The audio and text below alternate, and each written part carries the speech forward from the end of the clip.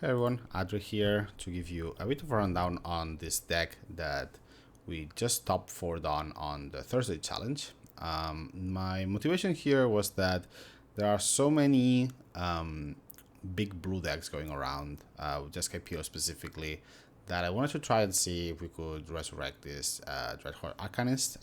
The main card that I was interested in brewing with is Astrologian's Planisphere. The whole point of the card is that it makes a wizard when it enters, or rather any creature that it equips becomes a wizard.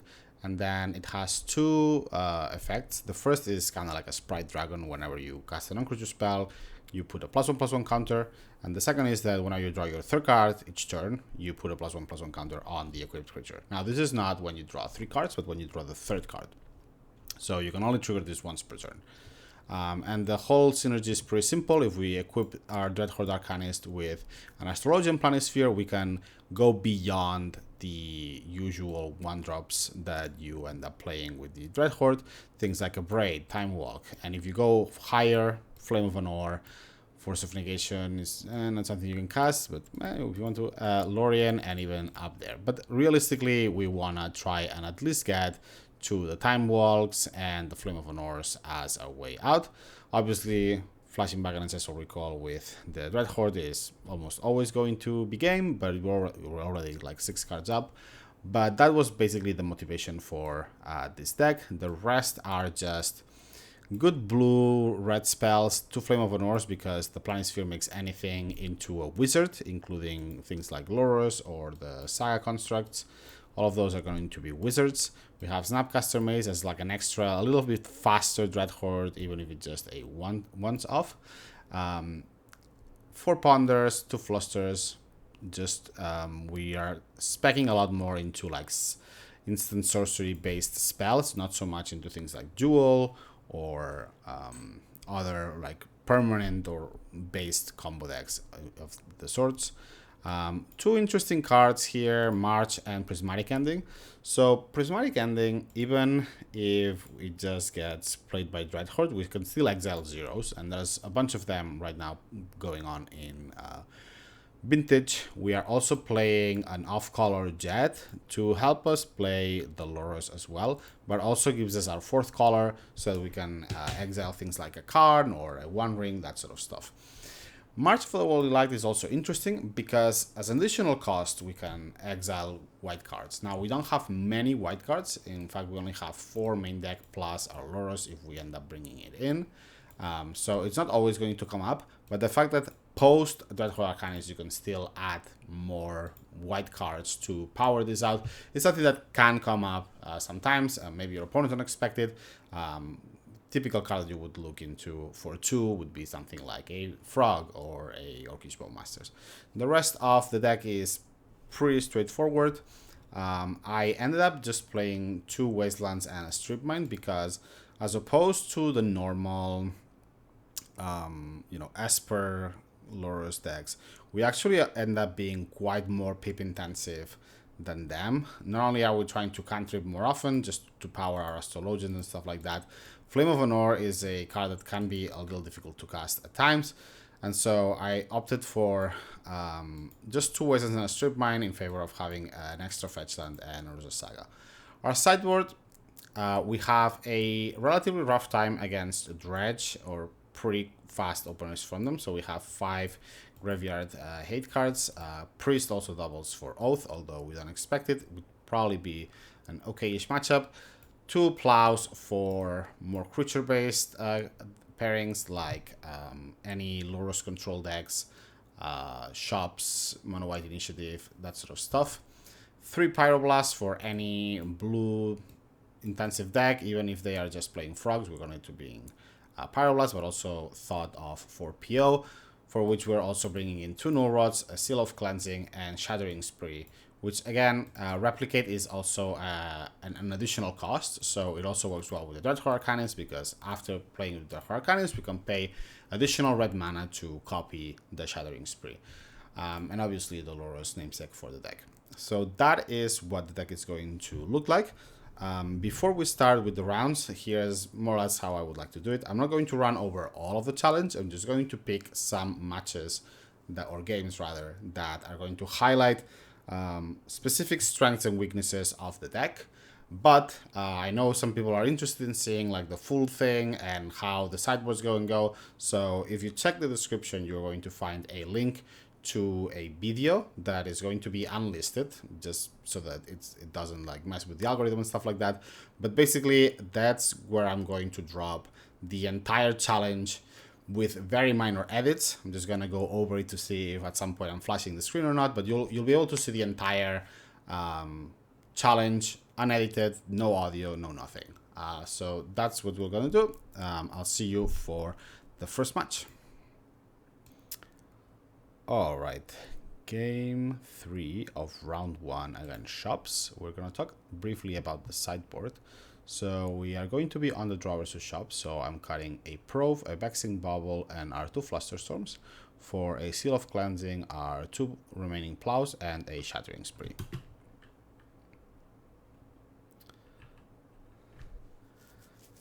So for our starting hand, we have a relatively slow one with Force of Will to protect us from anything big with Drift Through Time. Our opponent starts with Crawler, which I decide is enough of a threat that I want to get rid of it.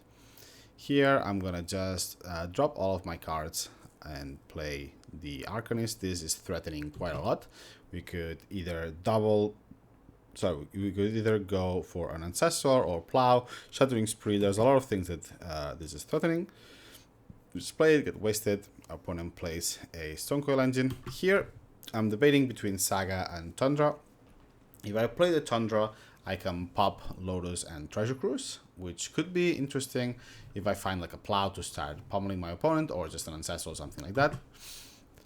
And I believe that's what we decide to do. Let's see what Adri decides.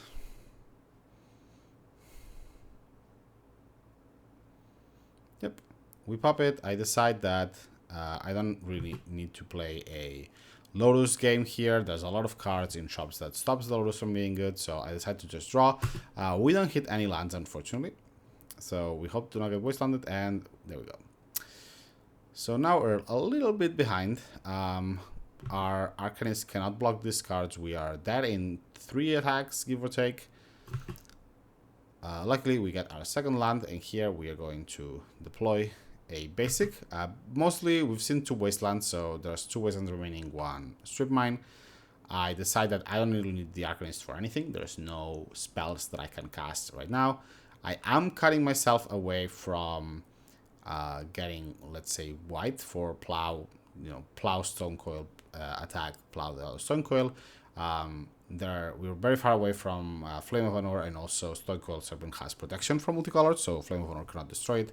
And so I decide that Basic Island is going to be my go-ahead, and I'm going to try and play a Saga game after that. Our opponent drops a Null Rod, which is a little annoying. And here I debate briefly, but the thing is that if I play the Ponder and I would play it with my Dreadhorde Arcanist, my hero token is going to get 3 counters. 2 for the casting of non-creature spells, and the third one because the second Ponder is going to draw us our 3rd card, so it's going to be a blocker for both of these creatures. Here, I debate for a bit. I think I'm keeping this.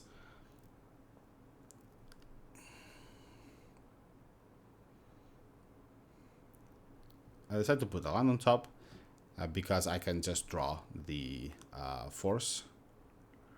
Yep.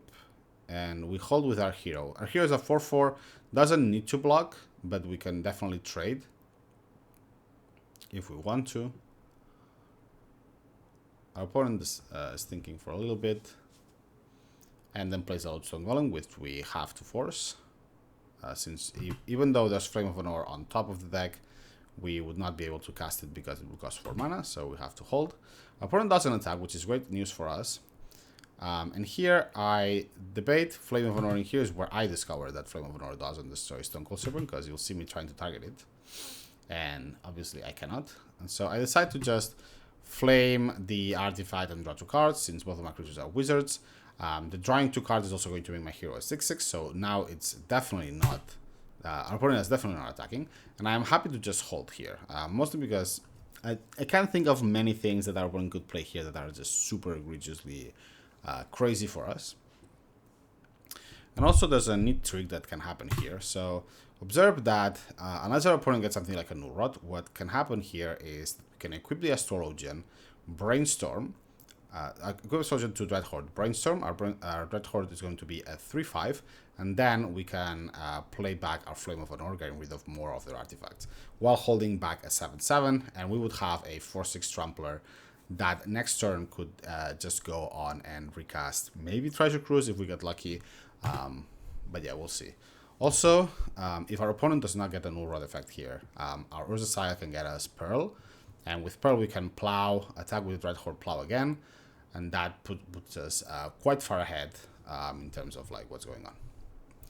So we're going to move ahead. Our opponent spends a little bit of time thinking, and they decide on Crucible of Worlds, which is fine by me. I guess what they're trying to get to is just wastelanding us out of the game. Debatable if that's what I would have picked, but that's what they do. And so here we get the flame that we know is in our top. We decide to equip, basically trying to get with our Brainstorm. But also, again, because this Brainstorm is already putting the Dreadhorde as a 3/5, we can cast the Flame of Honor from our graveyard. And here we're just going to keep a Force blue card. The rest doesn't really matter since we cannot cast much, and we're also just going to draw it with our Flame. So here we just destroy and get ready. And we're just basically going to force anything that's relevant here. Our 7 creature means that it's very difficult for them to attack at all. We're also now holding plow, and so that's the game is over. So here you can see basically how being able to pump the Jeskai Arcanist really puts the game on high gear. If there is nothing that can stop it, it is just going to run away with the game. So we're going to see game 3 of round 3. Round 2 was really not a match at all. Our opponent got to play Vintage much more than we did, and even though we played against Jewel, even though in game 1 we were able to play a turn 1 Lurrus with Time Walk for their turn 1 Jewel to steal it, and then on game 2 we got really smashed by Displacer Kitten. Game 3 was also another game where our opponent just got to play a ring and kill us. But this is a much more interesting one. We're on game 3 against Mono White Initiative, and we are going to be on the draw. So cards that we're cutting a Fluster, a Mental Misstep, and a Vexing Bubble, and in com are 2 Swords to Plowshares and a Containment Priest. Now, Containment Priest is not necessarily incredible in this matchup, although I do quite like it, just so that the last room of the initiative is not that big of a deal, but also because the Astrologian is going to make the Containment Priest into a wizard anyway and make it big as well. I just wanted an additional creature to put in. Debatable if Days on the Draw is something that I want to play over, let's say, Misstep, to mostly just deal with Plow or a Soul Ring, but this is what we are going to end up playing, although in retrospect I would probably still change it. So our opponent does not reveal, or does it? They reveal a Chancellor, so we can turn 1 detectable. And let's talk about this skip, because it's already questionable. However, I do think that being able to just play a Probe into Arcanist into just Probe is going to be sufficient to at least pull ahead.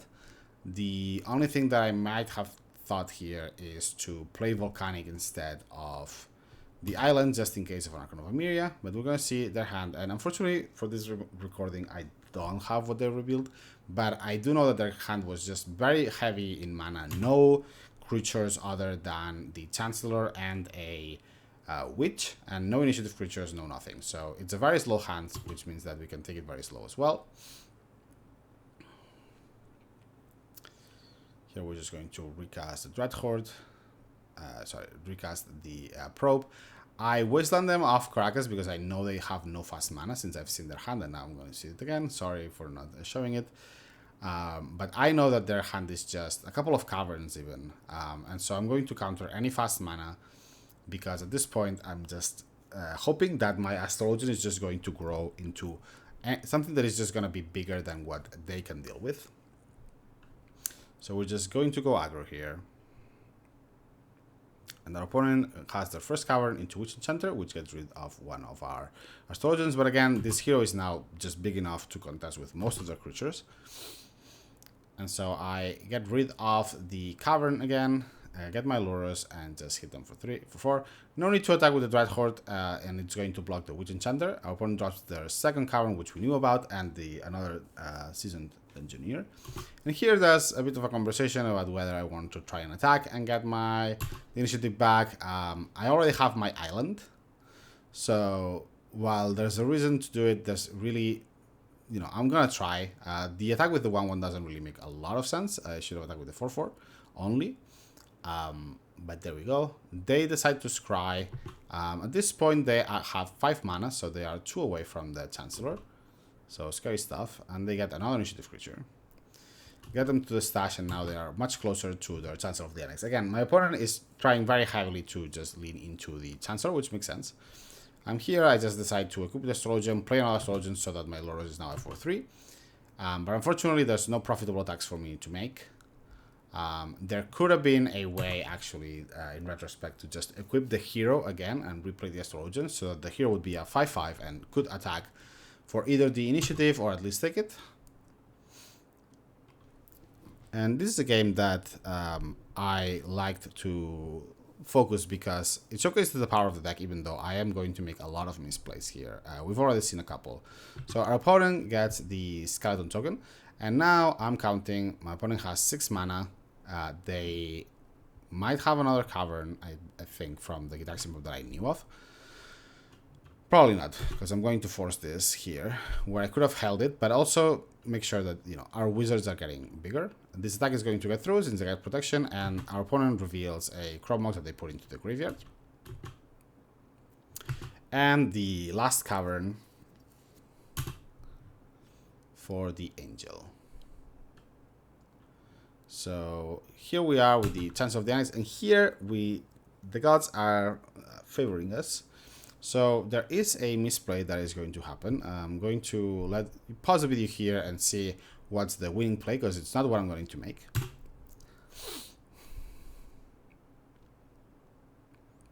So you find it. So the correct play here is to plow the Chancellor first. So that would cost us 2. Attack with the Dreadhorde and plow the Seasoned Engineer. And the reason for that is because the plow is going to be free, so we only played 2, and we can play a Jeskai Arcanist to also block after we attack, because we need to attack with at least 2 more creatures. And because the Skeleton has Menace, it's gonna be the math here gets complicated. But here, unfortunately, I evaluate the targets. I go for the Dungeoneer first, which means that my second plow is gonna cost me 1 more, which means that here I cannot redeploy the Arcanist. Now, I also didn't need to attack with all of the creatures, but because the Skeleton has Menace, it's easy for them to get it back, and so I really wanted to at least try to force some blocks.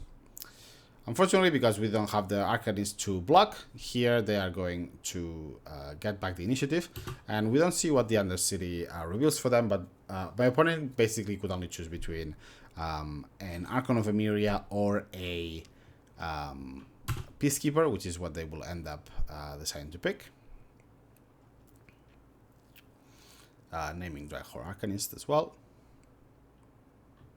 Here again, we got blessed by the gods. Ancestral is going to make our creatures 2 bigger for each. So here we just Ancestral, and we are going to just chain our cantrips, because our opponent, our creatures, are just gonna be much bigger than them by a huge margin.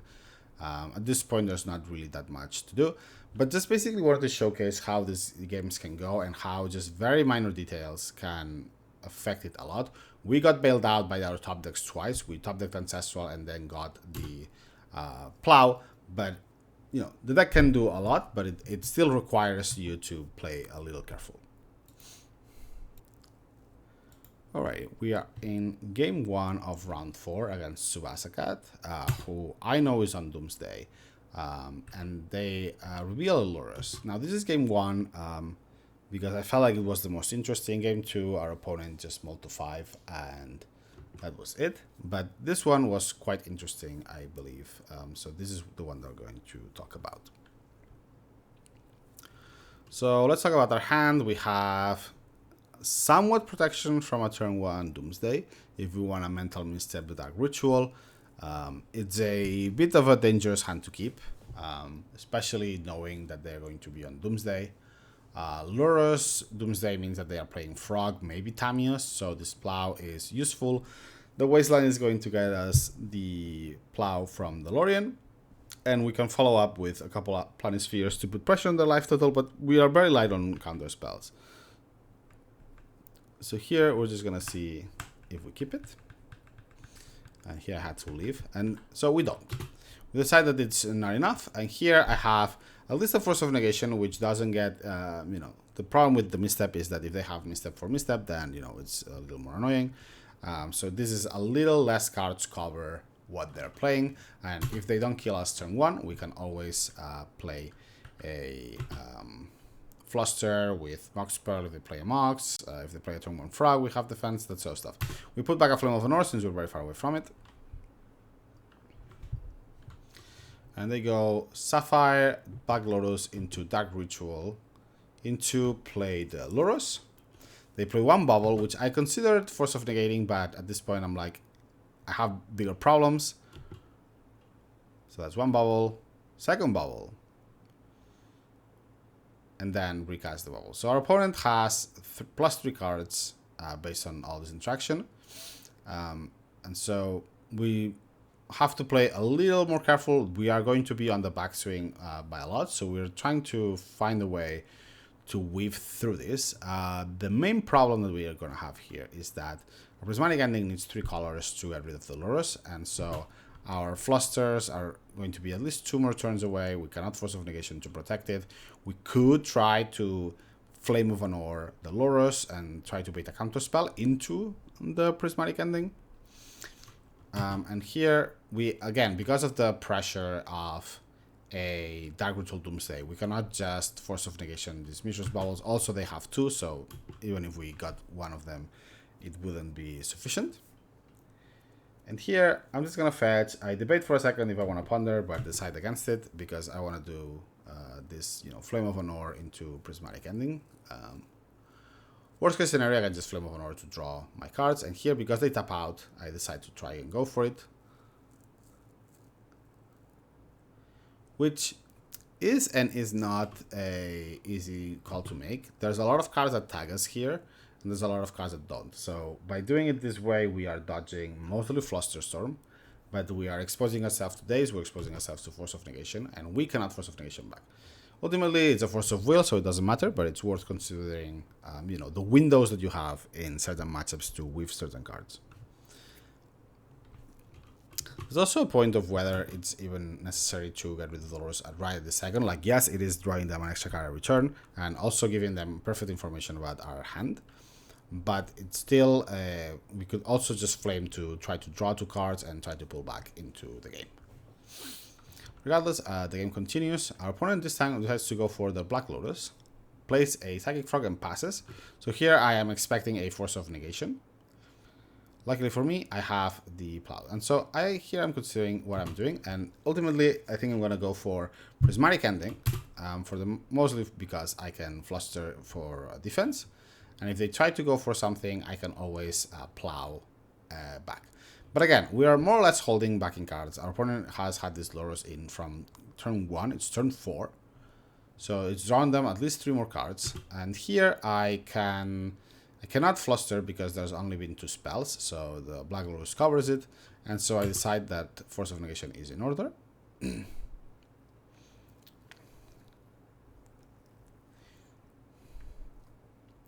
our opponent tanks in this decision for a while, if I recall correctly. Ultimately decides that it is fine. And they're going to attack. Again, I'm just going to let this happen. My life is irrelevant in this matchup for the majority of it. We don't want to get super low because we still want to be able to force. But for the most part, they're going to win by casting Thassa's Oracle. So here, I have an Ancestral, so no reason not to cast it. They can Force of Negation, just hard cast anyway. And so we're just going for it. Our opponent casts a Force of Negation, and in response, I Plow. And the response of this Plow is because if they have Flusterstorm, I want to be able to Fluster their Flusters and also Force of Negation. Because this would tap them out of Flusterstorm, right? They tap the Underground Sea and then they fluster. I have one more fluster because I'm later. So that last fluster would just go to the Force of Negation and then both of my spells resolve. So this is why we're winning this way. So here, because we resolve this, we're going to fluster. I am really hoping for this Ancestral to pull me into some counter spells. Luckily, I do.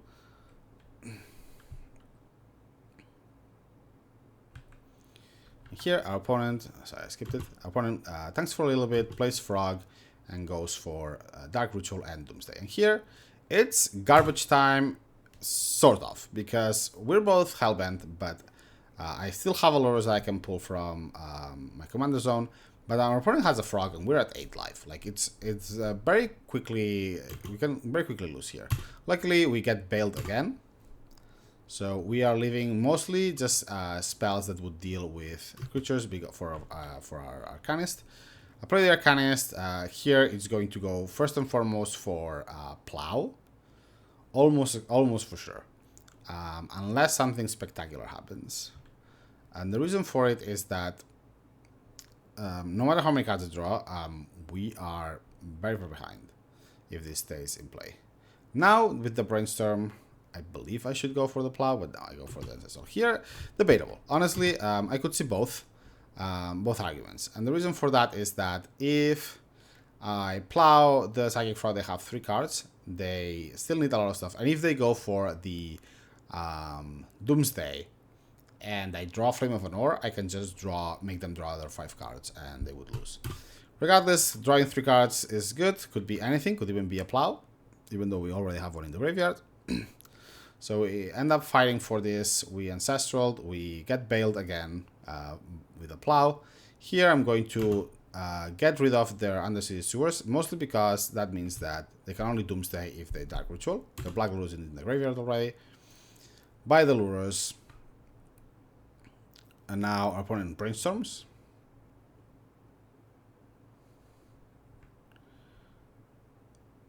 And they're going to Brainstorm into Gush. So now we know they have a basic island in hand, which you'll see me marking at the bottom right of the screen. We play Urza's Saga, we play Lurrus, and now we don't have any real, nothing going on, to be honest. This is one of the weaknesses, I would say, of this deck sometimes, which is that because both Lurrus and Dreadhorde want card in the graveyard, you cannot really support both. Even though the Saga was going to get us Vexing Bubble, and with Vexing Bubble we can start looping. But, we have a little bit of a, despite all the cards that we're drawing, we still have some ways that we're not.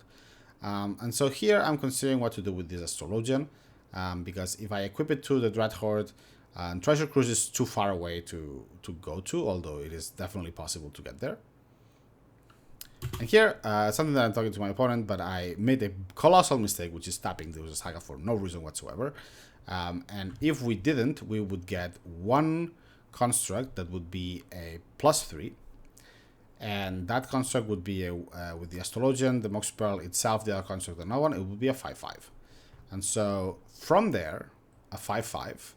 If our opponent Doomsdays right now, we would have a 5/5, a 1/1, a 3/2, and a 1/3. That is 10 damage.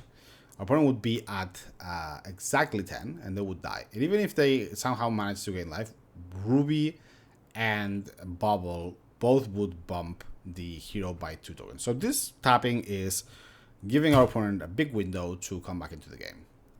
They see that we've missed, so that is really a lot of damage that we're missing. It's a whole 5, and so that gives them the go-ahead that this is the time to go. So they're picking Gush.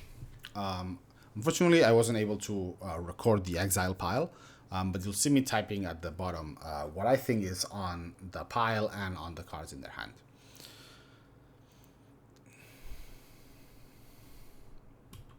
We know there's an island from the Gush.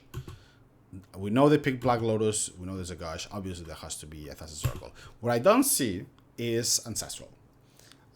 This I recall. So because Ancestral is not in the pile, I think that they are planning to Gush into a Ponder or something like that, into a Thassa's Oracle or some sort of imperfect pile that just has to win next turn. Because it is quite risky for them to try to go for it. and so that is the pilot they decide to make, I believe. There's also no mana, not enough mana to do much else. And so here I'm just gonna play my bubble. Play another bubble. Again, I don't make a construct because it's irrelevant. They are going to die in 2 turns, or they're not going to die. So we play another bubble. So we play the Mox just to get more power. And this is just in case that the pile required Street Wraith in any capacity, which obviously cannot happen in retrospect because it's a Lurrus Doomsday version, so they don't play it. There's no point on plowing anything. And so here there's an idea that happened in my mind, which is to try to weave in enough damage that we could win. So right now we're hitting them for 7. If we draw for the bubble for the second time, it would be 8. Plow into something would be 9, and then Force of Negation, that thing would be 10. So there is a way. Let's see that I'm not saying it wrong, right? We drew 1 card per turn. Then we drew for the boxing ball, and then we do. So here, actually, we could have lethal. Actually, now that I see it, so we're attacking for 7. Vexing Bubble Pump draws us the 3rd card, so the hero is forced. So now we have 8 damage. I can play the swords from the graveyard, and then Force of Negation it, and that will give us lethal. So I missed this in game. Cool to see the reevaluation, but even with the misplay of the Saga, even here we could kill them just because of the Astrologian. Regardless, it doesn't happen. Our opponent draws their card. I think that they need to gush, and so because of that, I'm like, okay, I'm gonna leave this bubble here because then they will have to play the island, try to gush for the mana. There's no way to accelerate, so that's the only way that they could go through it, and ultimately it's enough, and we get through. Alrighty, round 5, game 2. We won our first game against Big PO. So basically PO with big creatures, big permanents like Karn and the likes. Probably rings, things like those. I think there's a Valky combo in there as well. So taking a look at our sideboard, the cards we sideboarded are all on the right side. So we are cutting 2 Plows, Days, 2 Ponders, Island, and Moxjet. And then the 7 cards that you see on the main deck is the things that we're bringing in. So 2 Tool Rods, 3 Pyros, 1 Shattering Spree, 1 Seal of Cleansing. I like taking out the Mox in this case because no Rod is going to tag us. I'm still not sure if taking the Island is better than taking the Gitaxian Probe, but the blue count in this deck is fine-ish, but we're taking 3 blue cards out, so sometimes I like to let the Gitaxian Probe in. They sometimes play Bubble as well, so it's here and there. I'm not sure if this is correct, if taking both is correct or not, but that's what we're going to go for with this one.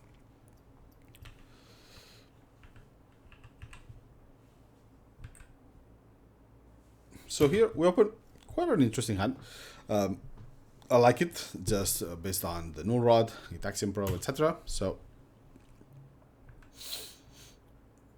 I'm a little afraid, to be honest, but our opponent moves to 6, so it gives me a little bit more confidence that maybe we're not going to just die turn 1. Our opponent sees our secrets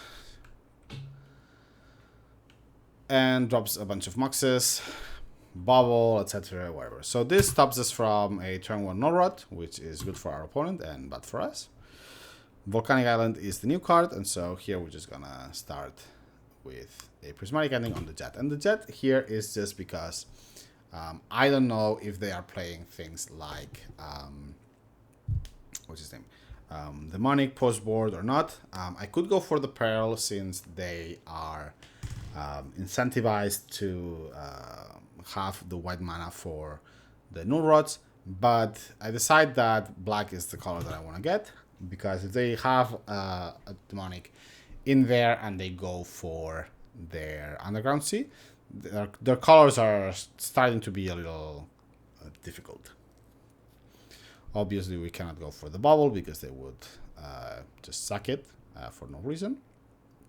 So they tolerate and pass. And here, I'm debating if I want to just send it or try to get Gitaxian Probe and see what they're doing. You see me clicking, it's funny. So ultimately I just decide to send it. our opponent taps 3 and cracks the bubble. So this may look strange for the mana, but basically if you crack the bubble now and you draw like a Force of Negation, you don't have a way of getting it. So either Force of Negation, Sink into Stupor, any of those works here. Our opponent doesn't draw anything. And so we are just going to prove them after the mana passes. And here finally I have learned how to record this correctly. And I can show you what there is. So here we see Tundra, Emerald, Flusterstorm. So that kind of shows you that, okay, we are going to see what we can do. But basically we do draw into Shattering Spree, which is also pretty good because you cannot realistically expect this new rod to survive for too long. So it is more a way of assuming a winning position than an actual way to just win the game, unless you can really defend it very, very well. But this is a war of attrition with you just trying to defend this new rod at all costs and then trying to get rid of it at all costs. We decide on this Mana Vault, and the reason here that I'm going to abrade the Emerald, which by the way should be, like, it's incorrect-ish. They do have a white source in the Tundra, where I should try to go for the Pearl, because a Wasteland just cuts them off white, even if they get rid of the new rod. I decided to go for the Emerald. The reason here is basically that if this Mana Vault resolves, they have 3 mana with the Tolarian, so they could PO and draw 3 cards and, you know, start making progression to... There's so many cards in this deck that get rid of the new rod, and I don't have any force at all. Also, I need to put more cards into my graveyard for this dig through time, so as good time as any as it is to abrade this. I'm also trying to bait this Flusterstorm so that I can Shattering Spree at least 2 cards. But there is nothing.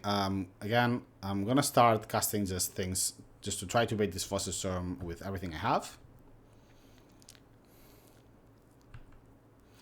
And here, our opponent does Fluster. And so here we have the same situation, right? Our opponent has 2 lands and a Tolarian that taps for 2, so they can definitely PO from here. I don't want them to untap and PO in response to my Shattering Spree if that ends up happening, so I'm just going for a card. Again, here, I just go for the Mana Vault because it's the most mana if they get off the new rod. And our opponent Jog Wheels gets some cards back. Nothing spectacular. They probe us and see that we have just a Dig Through Time and an Astrologian, and replay all of the stuff. And here I just drop the Wasteland and go for a dig. I have enough cards, but I also want to leave enough cards in the graveyard that if I get the DHA going, like the Arcanist, we have it. So here we have in screen all 4 of our Planisphers, which is pretty horrible. They are a fast clock, but I just don't want more than 1, or maybe 2. Here I am debating between Vexing Bubble, Force of Negation, Snapcaster, basically. I don't need more Astrologians. And I think in the end, I decide to go for Force and the Snapcaster Mage. Reason being, Snapcaster, if I end up drawing more cards, is a very good way of just replicating the Shattering Spree and putting back, like, despite how many things PO has, this is not a Lurrus version. So I can confidently just start destroying things. They have already played their Yog's Wheel as well. And so we draw Fluster, we play the hero token here. This changes a little bit, drawing the Fluster changes a little bit the texture of what my goal right now is. Because right now my goal is to just counter everything and get this hero token pumping so it can put enough pressure. So basically right now my goal is just to counter anything that draws them cards. Or that stops the null rod.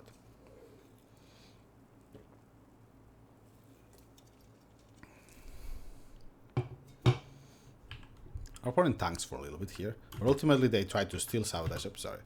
They try to steal sabotage our null rod. Because it's their first spell, their Flusterstorm is not enough to stop it. So here we have to just pitch the... And I pitch the Snapcaster because realistically just getting rid of 1 artifact or 2 is not going to make the difference right now. I would either need a giant Shattering Spree or something like a Serenity, which is not going to happen. So here I'm counting mana in case they get rid of the null rod. Not necessarily sure why I'm doing that, because if the null rod gets done, it's quite bad for us. Stock up. Here, there's a decision between Fluster and Pyroblast. Because I've seen Steel Sabotage, I know that if they try to go for it again, my Fluster is not going to be enough. And so I Fluster here. Which exposes it a little bit to a PO that's defended by a misstep. We draw another Flusterstone, which is great for us. Our opponent now has PO mana just off basics, just off land, sorry. And they go for it. We Fluster, since there's no way to stop this Fluster. And now our hero just has enough mana. This Strip Mine is questionable, but I still defend it, just so that they can't PO again. Actually, I don't know why I'm saying it's questionable. That forget about it. You definitely have to go for it there. And then here, our opponent has a successfully dodged for most of our stuff. This prismatic ending is not something we can stop. We could have stopped it if we had Pyroblasted their stock up 2 turns ago, and here we would have Fluster to defend it, and the game would be over. But we were playing around the, there's obviously you can't play around everything, but it's good to know that Prismatic Ending is also a card that you should take into consideration, which I didn't. It was not in my radar at all. Our opponent unlocks themselves, tries to spin. Seems like they find something. They brainstorm, and here I'm like, okay, if there's nothing else, you just not gonna go. I'm like, maybe you need the top 2 cards. But our opponent has the misstep, brainstorms into a plow. And so now our opponent is like, they have a top on top, presumably. They can't really use this mana vault unless they're going for combo, just because there are 2. So just taking 1 damage takes them off force, takes them off all our stuff. And so our goal here is just to slam and try to get as many guys as possible. I don't want to go for the Lurrus here, since there's nothing really to go for it, and I also don't have the wall white. So I put the Dreadhorde, I put the Astrologian in the hopes that really anything, well, not anything even, like, because I can cast a Pyroblast targeting a land, and the Dreadhorde will be a 2/4 in response, but they find the plow. So here I'm 1 more short of Lorien, so I put the Lurrus in, and I wait to see and decide what I want to end up doing. Opponent plays an Opal and plays a Time Walk, which is pretty bad news for us. At this point, we are definitely at the mercy of our opponent's top deck. Despite our best efforts, we have not been fast enough at killing them. And here I just decide that I need the land more than I need to draw 3 cards, because I expect really anything to be on top for them. They have enough to just counter my force, so I think it's better to just, get more lands in and try to get it from there. I draw a force, and here I am getting the spidey senses that my opponent has not only a force on top, but also a way to go for it. Because remember that this Lurrus, not having haste, you need 1 more turn. And so I decide to play it patiently and see if I can maybe draw a blue card in the meantime. And we're playing this like chicken game right now of like whether they have it, I have it, who has it. We top deck an Ancestral. And so here I'm just going to wait with it and decide to Ancestral here, which I am not sure if it's a good idea, because it taps me out of hardcasting force. I don't have a pitch because they know I have Lurrus in hand. So I don't think that this Ancestral is good here. I could be convinced otherwise. I think it's very risky. I could have definitely just waited to see if I draw another blue card, hold on, other things, or play Lurrus and use this Ancestral Force to just defend it, which I could have done the previous turn, while still also casting Ancestral. So we'll see. Luckily it resolves. And here I just want to try and put some cards. Now, what I should be doing here is just play Astrologian Planisphere. The reason for that is, if I just play Astrologian, I have a Hardcast Force with the Black Lurrus with 1 extra mana, and I also have a Force Pitch Lorien. And all of that is going to be enough to just win the game. And even if for whatever reason it wasn't enough, just playing Lurrus, pop Lotus, play it again, would bump the token to a 2/2 and win the game. So that's what I should be doing. Or at least casting the Lurrus just with the mana, not with the Lurrus. But we decide to go for the Lurrus here. Which again, I think that the line that I discussed before is much better than what happens here. Because here, now I'm forced into forcing here, and I only have, it's not immediate how to do this. I think I ultimately decide to force Pitch Lorien, since this game isn't going that long. It's debatable if that's the reason, because basically the thing is, if they play a force, a plow rather, I want to be able to defend it. And now we're in a weird spot, because if I play this Planisphere, let's say, I would have 6 mana left over. If our opponent POs, I force, and they fluster, they're likely to win. So this is why this thing that I did before of playing the Lurrus and doing all of these shenanigans and forcing, not forcing, whatever, I think the Astrologian was a better plan. But we'll see. We might still get lucky. Our opponent spins the top and spins again, and we win. Things could have been gotten pretty hard, and this, I think, showcases like how this matchup can end up going, and also puts to manifest a little bit the lack sometimes of closing power for the deck. Because here, let's say that this Planisphere was like a Core Steel Cutter, we would have been in a much better situation, right? It is much easier for us to put pressure in there. So things to consider: the Planisphere is definitely for like the value, right? You are trying to make a very big DHA or very big creatures, which is going to help you against shops for the most part, but also initiative we've already seen. But it is also true that not having the Core Steel Cutter is also a little bit of a downside. For now, I think the Planisphere helps enough also for making a wizard, and there's enough synergies that you can really put an engine going together. But something to consider that we don't have closing power here. One other card that I'm considering is Arena of Glory, which would need more mountains, but Arena of Glory giving haste to a Arcanist when people are not expecting it can really be very powerful. So, you know, maybe you can hope to see it in another video. Alright, welcome to round 6. We are on the draw. Currently we are 4-1. We won game 1, but our breakers are pretty terrible. There's only 2 4-2s that are going to make it to top 8, and so we need to win this matchup. We are against breaker shops. As I mentioned, we already won game 1. Sideboard is the same one as before. We cut our bad counter spells and our Vexing Bubble, especially on the draw. We bring in more removal for all of those threats. And let's get started. So we open a hand that's okay-ish. Has quite a lot of stuff in terms of removal. A little bit of a late game idea with Treasure Cruise. Time Walk to kind of like ramp us a little bit past the spheres. So a hand that plays very well into a slower plan from them and pretty badly into a very fast or very hard lucky hand. It's fine, so we're going to keep it.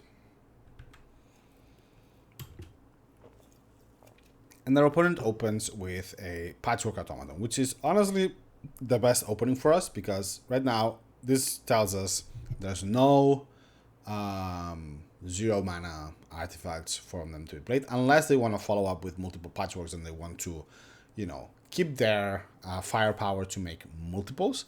But for now, it's looking like it is possible that they don't have a very fast start and it's all lands. We draw a Duke through time. We're just going to play our Delta and Pass. The whole point of this is that in case that there's a 0 that I want to hit with the March of the Holy Light, and immediately Saga presents itself to us. So March can hit Saga for X equals 0 because it can target an enchantment. It doesn't say non-lands like Prismatic Ending, and as different to Prismatic Ending, it just looks at the X. And so here we are able to snipe it in response to the trigger. If you're not familiar with this, the Saga doesn't tap for mana per se, and so if you respond to the trigger and you destroy it, they are not going to get mana here. And so that is what we do. Also, we know that we are not getting Wastelanded, since that Saga was the land drop. Another Patchwork and nothing. So at this point, I am either the hand is all Patchworks, which is possible, and they're just holding their zeros for that. But otherwise, there's just no reason. What's for sure in my mind is that there's no lock pieces, because I think you would have played them before. So we draw Flame of Honor, which is a pretty good card, but again, these cards have Word 2. So this Flame right now is just doubling for draw. We Time Walk just as an impulse. We hit our third line, which is pretty good. And this Flame of Honor can either be for like a beefy artifact, let's say that there's something like a Scrawler or something like that, or even a, what's his name? a Crucible. Crucible maybe at this point we wouldn't care too much about. But it is also very possible that this flame is going to be used for drawing cards. And that's it. So our opponent plays a Soul Ring.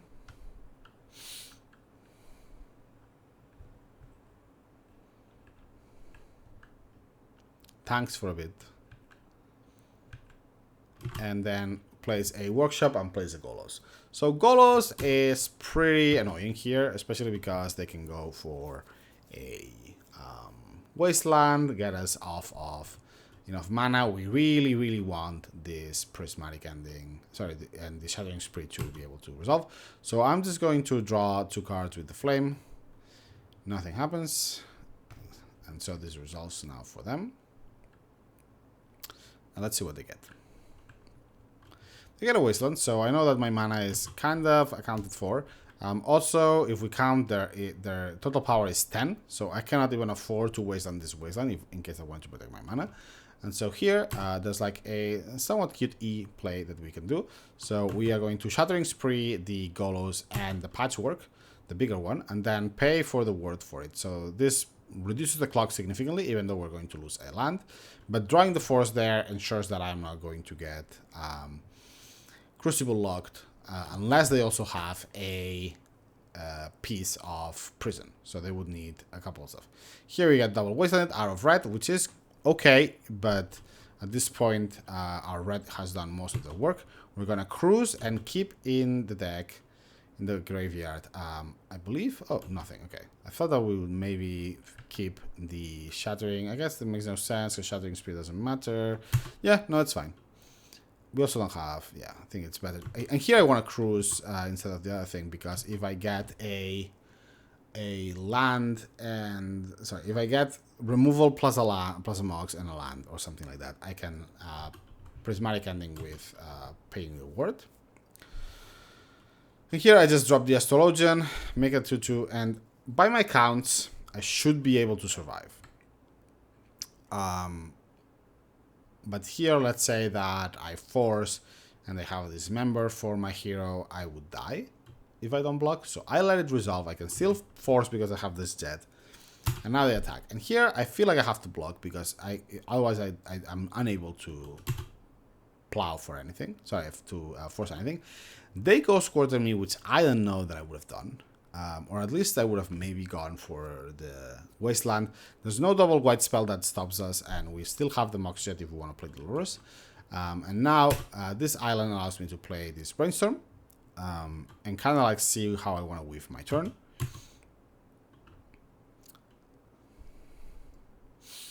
Ultimately, I shuffle this. I am going to Prismatic Ending, paying for the colors. And again, this actually stops us from Force of Willing, but I'm trying to do our best to just, try to get a window, and this is the only respite that we needed, and we get it. So we are good to go in. And from here on, the game is pretty locked. We are multiple cards ahead of our opponent. Now we're playing a Jeskai Arcanist. Our opponent is very far away from being able to attack through this Arcanist profitably. They would need something like a Mystic Forge, for which we have a Force of Will that we can pay for. And at this point, it is just a matter of finalizing. So we think for a while. I try to get for a Ponder, and I immediately just get the Plow. But I'm also considering that I can just hold, play Flame of Anor, get rid of the Sphere, that sort of stuff. So I hold a Plow just in case that I want to Plow and Force. And this is what I end up doing. And from here, because now our Dreadhorde is a 3/5, we're going to just go wild. So here we destroy this. Now our Dreadhorde is a 5/7 because we've drawn 3 cards and we've cast an non-creature spell. We're going to, here we could just attack again. This Flame of Anor would make our Dreadhorde a 6/7. Let's say we force, our opponent, our Dreadhorde is then going to be an 8/9, and we would recast Treasure Cruise. So pretty cool way, and just this is really how these matches against shops end up going from my experience. You are almost always going from behind, and Dreadhorde is just the way that you kind of pull together. But we've seen just the power of things like Shattering Spree, all of this removal that we have. And so from this, we go to top 4. Sorry, top 8. Alright, we made it to top 8. We're going to watch game 3 of top 8. We are playing against a deck that I don't know how to call. I am not as familiar with the vintage lexicon right now, but it's basically like a big PO with Ring and Fleshraker combo with the Sensei's Divining top. So kind of like a Fleshraker PO, Raker Shops, I don't know what this deck is called, but that is basically what we are playing against. Let's take a look at our sideboard because it is quite something. So we are cutting Prismatic Ending, Ponder, Treasure Cruise, Astrologian, Dreadhorde, and Daze, and an Island. And for all of that, we are bringing in our suit for the artifact deck, so 3 Pyroblasts and a Shattering Spree. We're also bringing in a Seal of Cleansing, and that's basically it. And the 2 Null Rods. The idea behind, in this matchup, I wanted to cut the Island, but not the Jet, as opposed to the other one, because I'm really looking for a turn 1 Null Rod, as opposed to what I'm doing against PO, because it is a little bit less explosive. This deck was a lot more explosive, and so I feel like I need to drop the Null Rod turn 1 as soon as possible. Flusterstorms, because of... sorry, this is not the jewel, what I'm saying. Flusterstorms are good. Pro is a card that I could see just taking out. I also considered just bringing in more plows just because of the Fleshrakers, but I decided I think that with the Abrade Flame of Honors and all of the removal that we already have, we should be okay. I cut the cruise because I feel like I'm not going to go that long and I don't need that much to refuel, but it might be a mistake. And I cut an Arcanist and an Astrologian because I feel like I just need to keep the removal. So usually when we play against PO, we would cut the plows and keep the creatures, and probably just take out the Jet as well for one of our Ponders or something like that. In this case, this is how I decided to run it.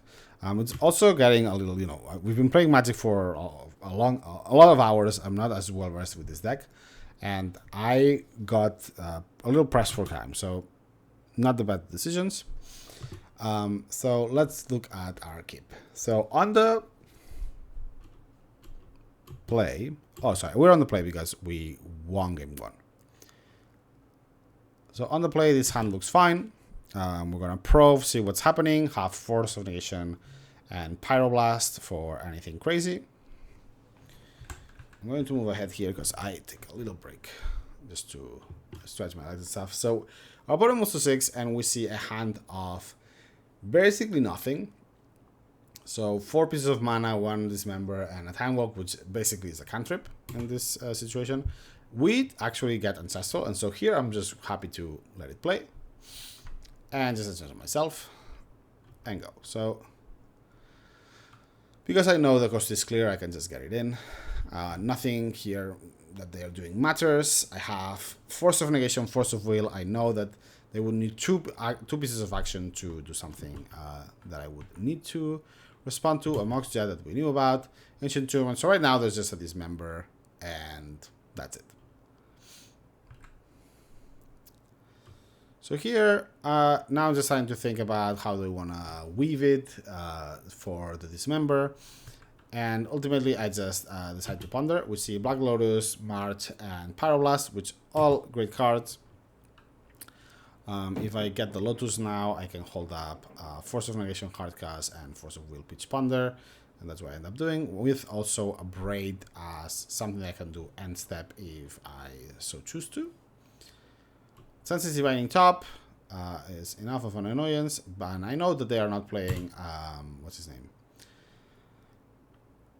Lurrus, so Force is fine. This deck sometimes play Yog's Will, so this is not necessarily completely accurate, but I would like to keep my Force of Negation for when I need to play it, because I can hardcast it, right? And so here, because I know they need to have exactly just PO or nothing, really, I'm just going for the blue, since it is one of the usually limiting factors in this type of deck, especially with Raker, because you need the colorless Just got my Lurrus, and I'm also trying to decide like how am I going to get rid of this dismember. If I want to fight for the dismember, I want to bait the dismember into a creature. And because I get Arcanist and I already have Ancestral Probe and Ponder in my graveyard, I decide that Lurrus is the card that I want to sacrifice, because also, if you look at it, this Lurrus is not doing much. There's nothing in the graveyard. This is not a matchup that goes to hitting each other in the face. And so I decide that Lurrus is going to be my sacrifice to this dismember, and I'm just not going to fight for it.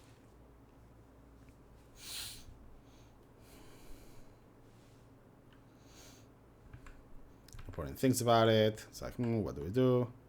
Ultimately, they do dismember our thing, which they pay life. I don't know that I would.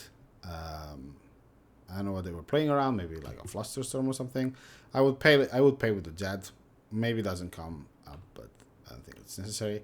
And here, we're just waiting. If there's no blue source, we are upgrading anything. There is a blue source, and there is an Ancestral, and so here I'm just going to Pyroblast it, like, immediately. And we still have a Force of Negation for something else that they would do, but they are short on blue. And so now my Dreadhorde is just going to start carrying the game. Ancestral myself. We draw a lot of good cards. And here I'm just trying to set up. I'm trying to decide if I want to try to set up an Astrologian into Flame of Honor, or I just want to just flame now and do something else. Because here, if we do Astrologian equip and pass, or then we can end step Flame of Honor again, that sort of stuff. So I think I end up in like a short, like soft of like keep it midway, because now we can Force of Negation and Flame of Honor. However, I do make a slight inaccuracy here, which is that I hard cast the Force of Negation with my mana. And the reason for that is that there is no way for me to Flame of Honor from here. So if our opponent has something like a ring or similar, we're lucky that they just don't have more blue sources and they just have a card. But there is a debate here as to whether there's a necessity to do Force of Negation. Maybe not. But, you know, things can and go wrong often, and so it's good to consider alternative lines. Ultimately, and then here, we're going to look at it for the spectacle, but at this point, I am feeling like this game is completely over. And the reason for it is that I'm just going to equip this Astrologian to the Dreadhorde and just play Flame of Honor. Flame of Honor is a non-creature spell, and it's going to draw us 2 cards. And so this Arcanist is a 3/5 and can immediately recast it. So we're drawing 4 cards, destroying 2 artifacts, and hitting them for a bunch.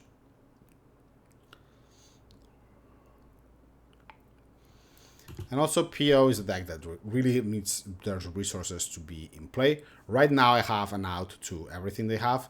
For the most part, the only thing is just, again, this Lotus is maybe not being used effectively to let us keep our correct mana colors open at all times.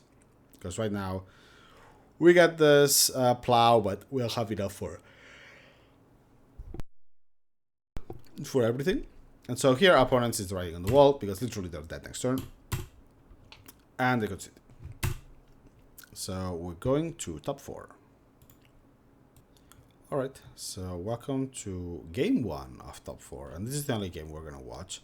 I think this I end up losing in 3, but I feel like it's a good display of where this deck's struggles can come in. It's also our only like control matchup, I believe, from the whole challenge, and against a pretty good player, and so we're going to just take a look at how it went. So this is without sideboard. And here with Lurrus, I expect at this point Lurrus to be PO, but it could also just be any control deck. But Ponder puts me in Dimir Lurrus immediately, or Doomsday. So let's see and wait about what's going on. So here we just draw Force of Will. I just want to try to get this going. And here, my opponent is going to Daze. And I don't know if I'm supposed to force this or not. I think not, and so I let it go. But there's an argument to be done that, you know, getting the Saga going and the Lurrus is good. With the Wasteland, definitely this is a control list. Probably Dimir could be Esper, but I am also playing Daze Ponder and Wasteland, so it could also be just a Jeskai pile like ours. So here we put the Astrologian on the stack. Our opponent tanks for a while, probably reading the card, to be honest. This is something that happens often to me, since I tend to play this off-the-cuff brews. They force pitch, Treasure Cruise, I believe, yes, and then we daze it. So here they just replay their island, play their Mox Pearl, and I am just a little out of gas, honestly. I played this Volk because I don't have any use for it, and honestly, if they Wasteland here, they are almost doing me a favor, because I want to play this Cruise, and in fact, I could play it next turn. There is an argument here to go Delta, because Delta would put the 4th card into my graveyard. If I then draw another fetch, I would put the 5th card, and with the 3 lands, I would have enough. But here the Ancestral cannot let that resolve, and so I just have to force it. And really nothing much going on, and so we're just going to stop wastelanding, trying to get them off black, since Frog is one of the biggest ones for them. They Demonic, but Ancestral has already been used. However, 7 cards in the graveyard. There is a Cruise to consider. I think my opponent here thinks that maybe I could have, you know, Fluster, Pyroblast, that sort of stuff.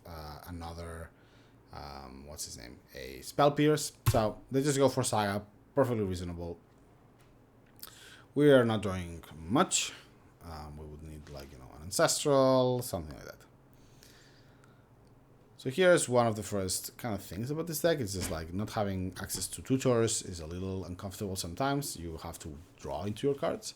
So there is a world where you could think about Mystical Tutor or like, what's his name? Merchant Scroll.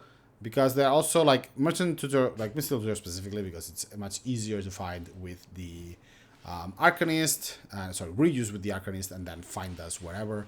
And even though it's card negative in a way, when we use it back, it's not so bad. So maybe it's an idea, you know, to try and do. So here I just bubble, just to try to make my hero token as big as possible. I play this Lurrus here, which I don't like. I think I should have waited for the Lurrus, because then I can at least do something. Because I can like pop the bubble, maybe play it again. It's a little strange. There's not really that much that Lurrus does in this deck, unfortunately. And so our opponent does not block, gets a black Lurrus and plays the entire hand.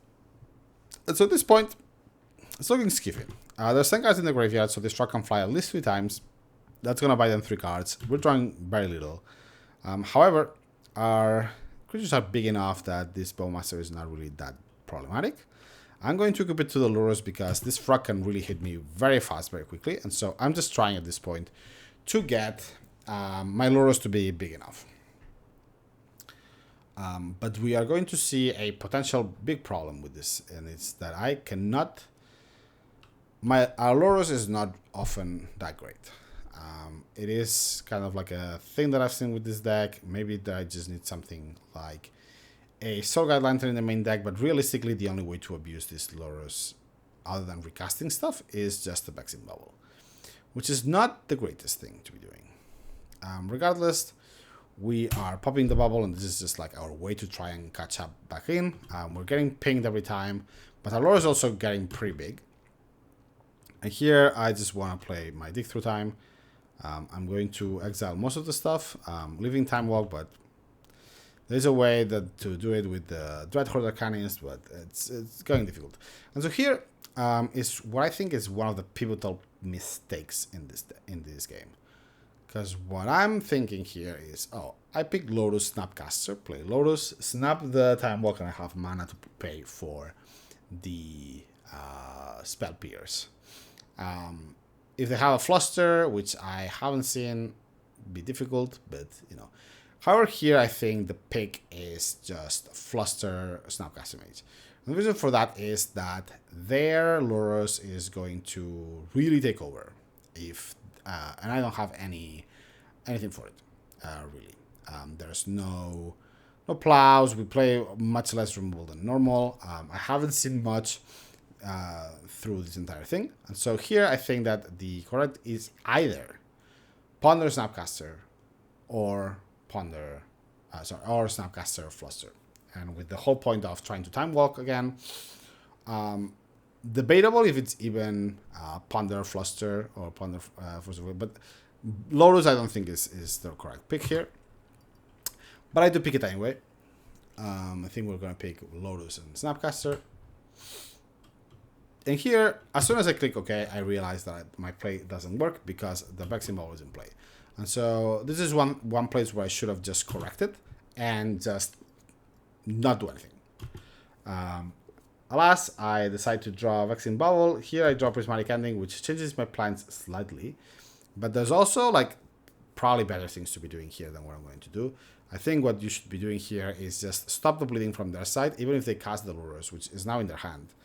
They are going to be unable to do much with it if the Psychic Frog is not in there, because they don't have anything to just draw from.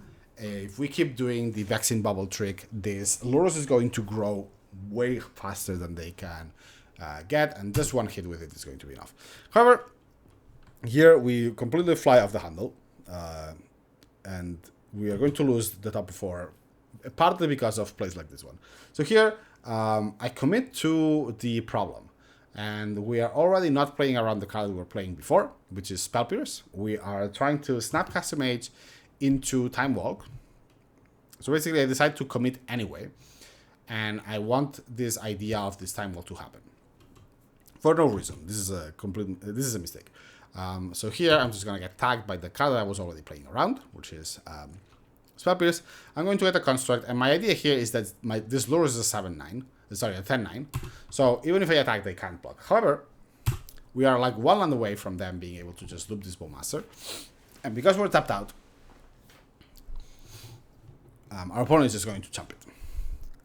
Chump, drop with their frog or just a brainstorm, whatever. They're like very close to being able to just lock us here, and I have really very little recourse. Play Black Lurrus, hold, exile a couple cards, frog attacks us. We are keeping up in cards more or less, and now we're not getting tagged by this bubble. However, again, it is kind of very annoying because as soon as this happens, yeah, Force of Negation, which here I'm like probably need to force. Because the Vexing Bubble is how I'm keeping up with them, hitting me with this frog. I am in no danger of dying anymore. So here, I think, I don't know what possesses me. I definitely should force this. But I don't. And so now my Lurrus is basically doing nothing. I could start, and in fact I should start, equipping to the Snapcaster Mage, so that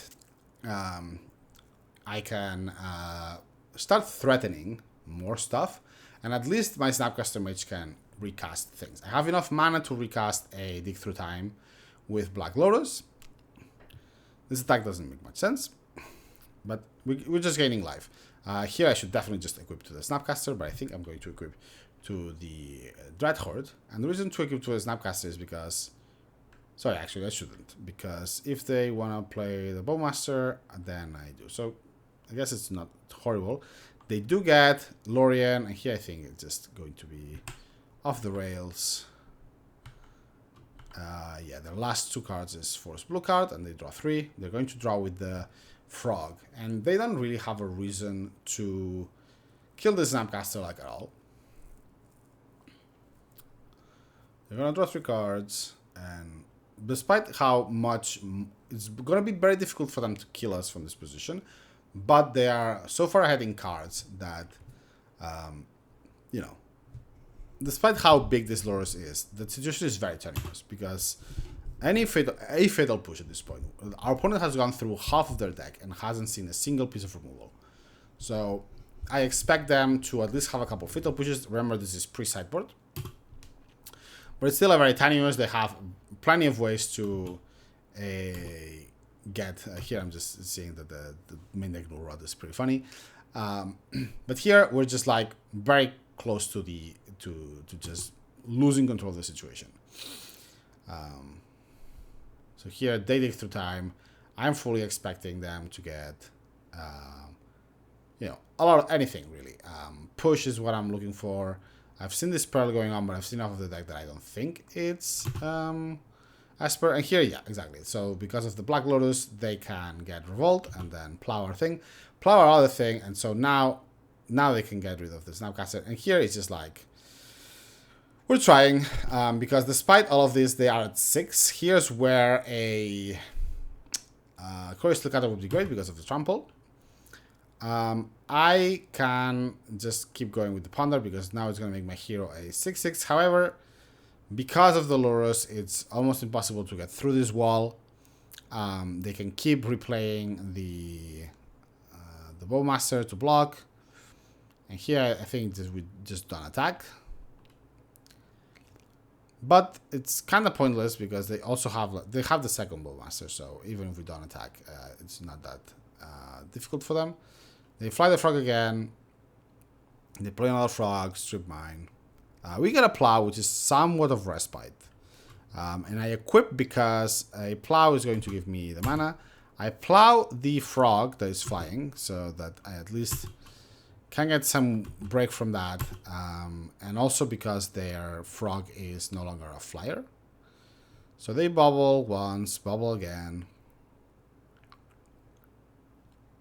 And just send it. Like full send it. We're at enough life that it's not enough. And here, I think that this was a mistake from them. Because here I can just finally break this with the Lurrus. But I think that they have seen their card on top. And so they know what's going to happen. So here I just see it as a way of getting rid of this. They draw Time Twister and they Twister me. Now the game is... We're still sort of playing, only because of this plow. Because I can gain 12 life here and survive? It's question mark. The Zork army is still going to be 24-24, so, you know, we're still not out of it by any points. They have 7 cards, so this frog can really kill us. We get wasted off red, even though we have the ruby. And here, I'm just trying to put it together, but I'm honestly so shocked by this, how the game has evolved. That I don't end up doing the best decisions. This is whatever. And here, realistically, there's just no way, right? Because if I get rid of, the frog or of the Orc army, our opponent just discards a bunch of cards to the frog. I think even as it is 1, 2, 3, 4, 5, 6, 7. So just 2 cards to the frog, and they have 5 still. Like, there's a lot that's gonna go wrong. Also, because our opponent has exiled 28 cards from their deck, the majority of their cards are just gonna be just counters at this point.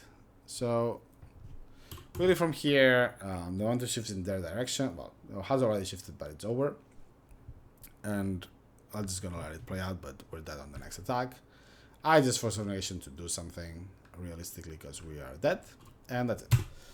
And from here, we go to win the next game, and our opponent twisters us again on game 3 after a not too long game. And I wanted to showcase this game 1 because it kind of shows the difficulty that sometimes this deck is going to have when its engine doesn't get going. We didn't get anything going with our Arcanist, and our opponent had the frog going for a long time. Even when we were able to do Vexing Bubble stuff with the Lurrus, we ended up misevaluating how important that was going to be, and we didn't force a force application. Now, we know after that they had a force, so you know they would have forced anyway. But it is important in these situations to evaluate that. And so from here, thoughts about the Core Steel Cutter getting a trample, because in that situation our big Lurrus could have been helpful, but also it wouldn't have gotten as big without the Astrologian. Maybe there's space for both of them to exist, and it's like a split 2-2, that sort of stuff. It's hard to tell. I think this is my only matchup that I've played in 29 games against the Dimir Lurrus with this deck, so I need a lot more to know how it's going. So far, I've really liked the deck. I'm going to try to keep iterating on it. I guess this is a good moment to also talk about why I am making videos in Vintage.